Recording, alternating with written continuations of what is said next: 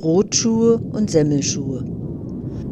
Einer Mutter in Böhmen starb ihr Kind, ihr einziges und herzliebstes, und sie schmückte es im Sarg auf das Allerschönste und tat ihm das beste Kleidchen an und setzte ihm das feinste Kränzelein auf und zog ihm Strümpfchen an, so weiß wie Schnee, und neue rote Schülein.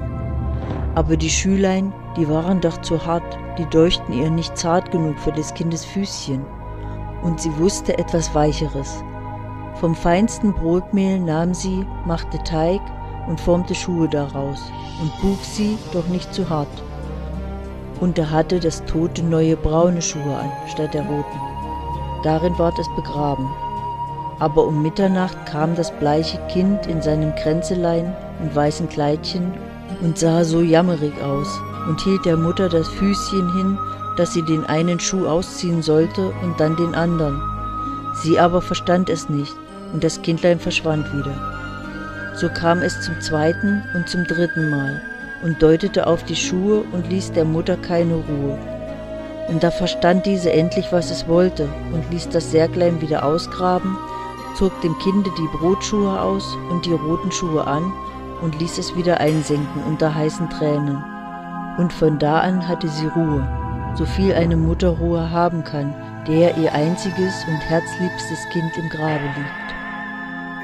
So hat sich auch etwas Wunderbares, nur in ganz anderer Weise zugetragen, mit dem Schlosse auf dem Chadekberge, nicht weit vom Dorfe Oberkamünzen im Klattauer Kreise, 1 Stunde von Stankau. Der Ritter, der auf dem Chadek saß, ließ eine Brücke bis Stankau bauen, damit er einen guten Kirchweg habe, sintemal die Wege dortiger gebirgigen Gegenden und durch das Radbassertal noch heute nicht die besten.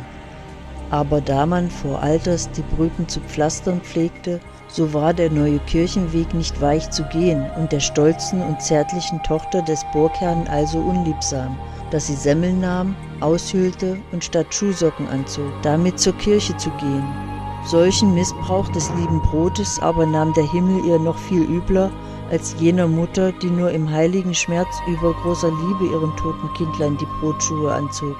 Und als das stolze Fräulein aus dem Schlosse trat, da krachte es hinter ihr und vor ihr, und Schloss und Brücke versank, und sie selbst versank auch mit, und blieb nichts von ihr zu sehen übrig, als ihre Fußtapfe in einer Brückenstufe. Die nächste Sage folgt schon bald.